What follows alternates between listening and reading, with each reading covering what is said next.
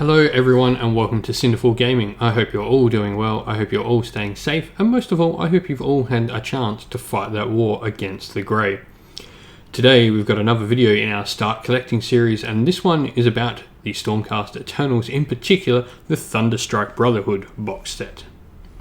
This box set, a little bit of history about it. This was actually the Stormcast half of the original starter set for Age of Sigmar. There are some things to note about this box set, and one major thing is to note that all the models in here are mono pose and snap fit. You can't actually convert any of these models up or give them varying weapon options. They do come exactly as how you see in this box. There is some potential for maybe some slight conversions of, if you have some spare Stormcast swords or something, you can probably change up your your Liberators or your Lord-Celestant's armament, but for the most part you will be getting this box exactly as you see here. This isn't an issue though, as these units are all really fun and cool, and some really good units in amongst this kit as well. It'll give you a nice start to a Stormcast Eternals army, so let's get kicking into what is actually in the box. The first unit you'll notice is the big dude up front on top of his mount. That is a Lord-Celestant on Dracoth. Dracoths are like sort of a demi-dragon sort of thing. They spew forth lightning bolts. He also does some command ability benefits that makes people around him immune to battle shock. And is no slouch in combat with his Tempestos hammer. He does a lot more damage when he charges, so you want to be getting this model moving around the table and leading from the front. Next to him, you can see the most plentiful of models around him are these guys with the shields, and they are known as Liberators. Liberators are the most stock standard basic infantry for Stormcast Eternals. They're armed here with hammers and shields, although if you want to convert up, they are allowed to be armed with swords and shields. They also have dual weapon options, so that's much harder to convert them up for that here, but if you buy extra boxes you can have some dual weapon wielding Liberators. I do always recommend Liberators though with either hammers and shields or swords and shields, depending on where you're going with your sub-faction, but that is definitely the advice I would give, is go with the shield variations. They're a unit that does really well defensively. They reroll once to save with their shields, and they also get +1 to hit against models with 5 more wounds with their Lay Low the Tyrant's ability, an often forgotten rule that Liberators actually have. These guys, are, like I said, are pure battle line, and so will form a battle line of your army well into the next sort of points bracket you look at going, so they'll serve you well up until 1,000 points, and when you will need to add another battle line unit. To the left you can see these 3 more elite looking Stormcast with their giant two-handed hammers, and these are known as paladins, and in particular these paladins are Retributors. Retributors are elite Stormcast with more wounds but slower movement. However, they have a lot of mortal wound potential, with doing 2 mortal wounds on some 6s. So the issue with the Retributors here is that you only get 3. You do need 5 to make a legal unit in match play. This is easily rectified though, as you can probably find another set of these 3 or 2 dudes to bolster you up to 5 models in the unit. You can probably find that pretty cheaply around the place. Up the back there you can see this dude with this massive icon and a hammer in his hand and a skull helm. He is known as the Lord-Relictor. This is a priest for the Stormcast Eternals, and he has some abilities allowing to heal your units, damage your opponent, and even has access to the other prayers inside the Stormcast Eternals battle tome, which can allow things like movement, shenanigans, and all that. He's really an interesting and useful piece, and he will be something you continue to use in your army for a long time. Looking at the last unit back there though, and they are the angelic looking Stormcast with their giant wings. They are absolutely beautiful models, and these are known as Prosecutors. Prosecutors are fast moving, hammer throwing Stormcast that have so much movement. These guys can just whirl around the battlefield throwing their hammers at quite a decent range, with 18-inch range on throwing hammers.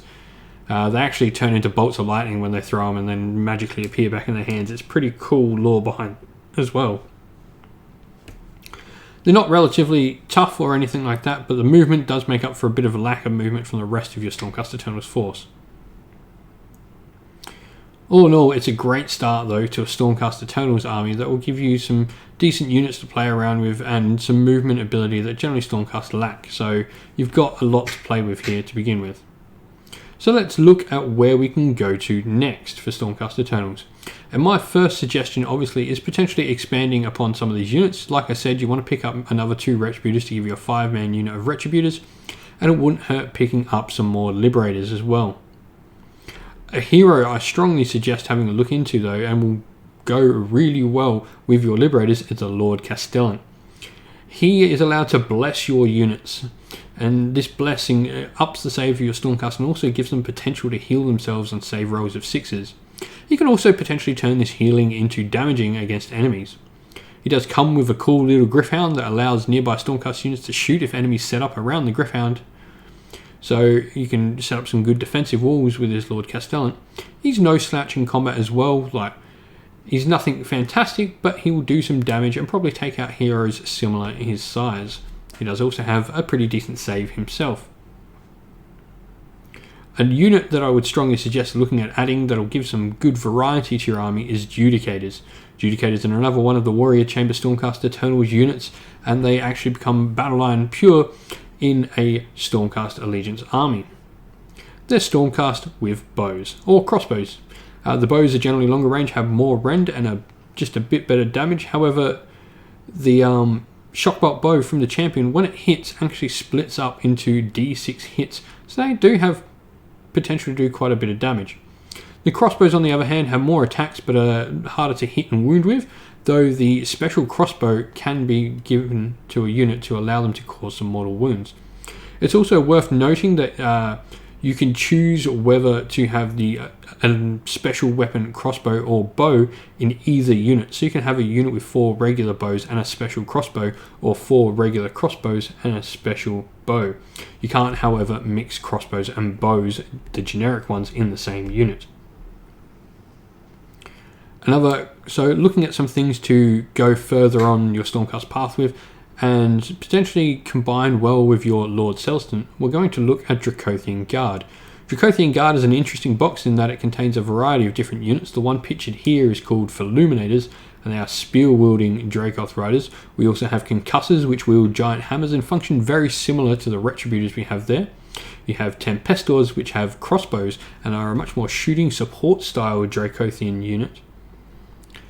And we also have Desolators, which actually get stronger in bigger numbers. If you're going to invest in Desolators, be sure to invest in more than one box of them. They get better and better the larger the unit. All Dracothian Guard have a 3-up save, and they reroll 1s to save thanks to their shields, so they're all really tough. They have some great mortal wound potential with their shooting attacks, and all of them generally hit pretty hard or have some really unique abilities.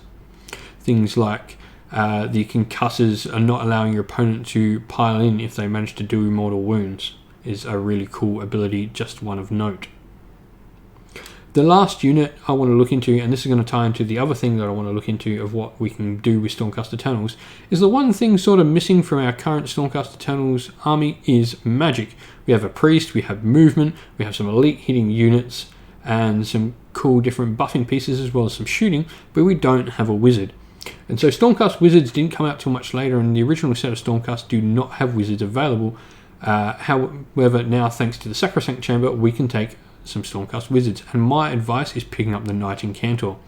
Now, I'm not sure of the price around the world, but in Australia you can pick up the little booklet of Start Collecting Age of Sigmar for about $14, and if it's $14 in Australia, it's probably really cheap to the rest of the world. But you get this cool Hulk Hogan cross Thanos model, and he's an amazing model, first of all, but also a wizard that you can use in your Stormcast Eternals army, and he's really dirt cheap to pick up and buy. Knight Incantors are an average wizard. They don't get any bonuses to cast or dispel. However, they got a cool ability that once per game, they can automatically dispel one spell. Just automatically dispel it, as long as they actually were able to dispel it in the first place. You do have to be in range. They also have some Spirit Flasks for a last minute, you can't kill me, I'm going to kill you, and all that sort of stuff, which is some really unique abilities. But the other thing I want to talk about grabbing a Knight Incantor is it allows you to use the endless spells that Stormcast have. There are 3 different endless spells you can see on the far right of the picture here that Stormcast Eternals have access to. The first one at the front, the little dice, allows your Knight Incantor to get some decent movement as well as giving a +1 to his save, which actually makes him a 2-up save wizard. That is really, really good. This comes in handy in some of the scenarios where Wizards counters more, because he's got the maneuverability to get where he needs to, as well as having a decent save to stop him from getting hurt. The Elemental Cyclone actually has hammers within the Cyclone, and so a hammer clone will come get you. And the last one is probably the best one out of all these Stormcast Endless spells, is the Everblaze Comet. Cools down a comet, and while you can't move this endless spell, it's not predatory or anything like that. Where it lands, it continues to pulsate and deal damage to enemies around it. You can really use this to disrupt your opponent's lines and break holes in your opponent's army if they're not wanting to take the amount of mortal wounds that this thing can actually kick out. But that's all from me for this little chat about this Start Collecting box of Stormcast. I hope this has been helpful. If you've got any more questions at all, please do feel free to leave them in the comments below. Stormcast Eternals are a great army to start with for Age of Sigmar, really great and fun to paint, and also have a lot of options that you can go down looking at. But if there's a Start Collecting box that we haven't looked at so far and you'd like us to go through and have a chat about that one, please leave that in the comments down below as well. But most of all, don't forget to like the video and subscribe to the channel. We're so close to 1,000 subscribers now. I really want to get there by my birthday on June 5th, and that would be amazing. But thank you all for watching. Stay safe, everyone. Stay well. And most of all, keep fighting that war against the Grey. I'll see you all again real soon.